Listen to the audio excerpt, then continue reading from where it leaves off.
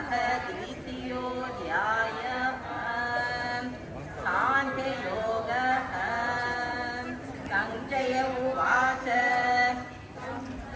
कृपयाभीष्टम् अश्रुपूर्णाकुलेक्षणं विषीदन्तमिदं वाक्यम् उवाच मधुसूदनः। श्रीभगवानुवाच कुतस्त्वाकश्मलमिदं विषमे समुपस्थितम् अनार्यजुष्टमसत्यम् अकीर्तिकरमर्जुन। क्लैव्यमास्मगमपाठ नैतत्त्वय्युपपद्यते। क्षुद्रं हृदय दौर्बल्यं त्यक्तोत्तिष्ठ परन्तप।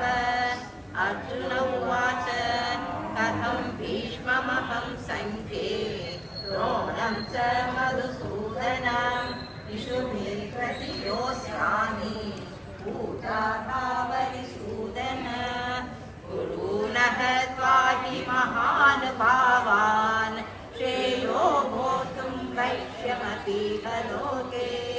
हत्वा कामास्तु गुरूनिहैव भुञ्जीय भोगान् रुधिरप्रदिग्धान्।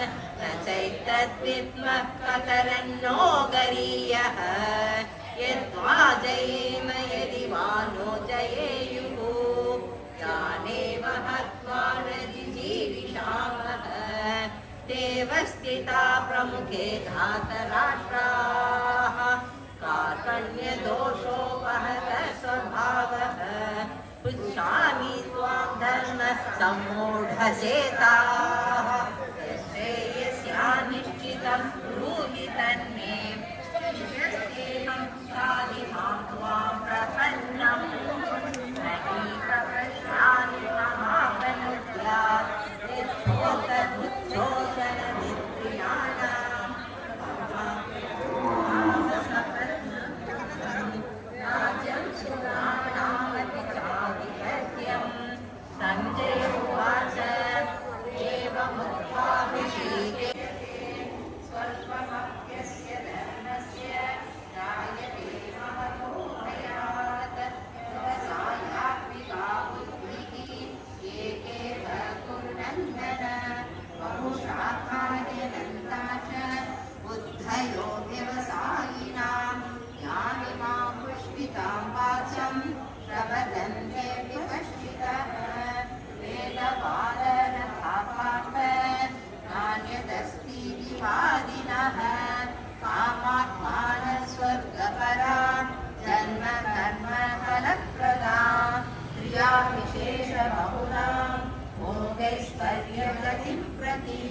भोगैश्वर्यसक्तानां पर्यापतितचेतसां।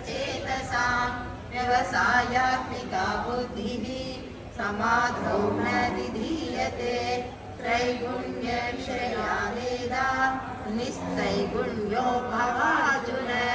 निर्द्वन्द्वो नित्यसत्त्वस्थः निर्योगक्षेम आत्मवान्। यावानर्थ उदपाने सर्वतः संवृतोदके तावान् सर्वेषु वेदेषु ब्राह्मणस्य विजानतः। कर्मण्येवाधिकारस्ते मा फलेषु कदाचन। मा कर्मफलहेतुर्भूः मा ते सङ्गोऽस्त्वकर्मणि। योगस्तत्कुरु कर्माणि सङ्गं त्यक्त्वा धनञ्जय। सिद्ध्यसिद्ध्योः समो भूत्वा समत्वं योग उच्यते। दूरेण ह्यवरं कर्म बुद्धियोगात् धनञ्जय। बुद्धौ शरणमन्विच्छ कृपणाफलहेतवः। बुद्धियुक्तो जहातीह उभे सुकृतदुष्कृते। तस्मात् योगाय युज्यस्व योगकर्मसु कौशलं। कर्मजं बुद्धियुक्ता हि फलं। स्थितप्रज्ञस्य का भाषा समाधिस्तस्य केशव। स्थितधि किं प्रभाषेत किमासीत व्रजेत किम्। श्रीभगवानुवाच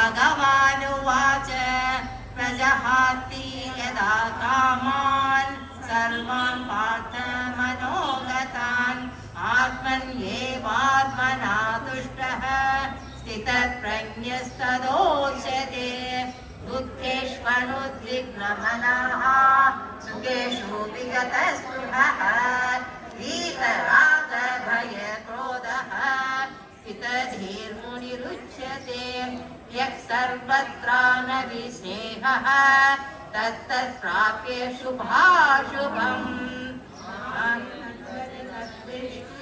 तस्य प्रज्ञा प्रतिष्ठिता यदा संहरते चायं कूर्मोऽङ्गानीव सर्वशः इन्द्रियाणीन्द्रियार्थेभ्यः तस्य प्रज्ञा प्रतिष्ठिता विषया विनिवर्तन्ते निराहारस्य देहिनः रसगर्जं रसोऽप्यस्य परं दृष्ट्वा निवर्तते यततो ह्यपि कौन्तेय पुरुषस्य विवर्जितः इन्द्रियाणि प्रमाथीनि हरन्ति प्रसभं मनः तानि सर्वाणि संयम्य युक्त आसीत् यस्येन्द्रियाणि तस्य प्रज्ञा प्रतिष्ठिता आयतो विषयानुसः என்னங்க என்ன பேச கோயிலுக்கு போகணுன்றாங்க.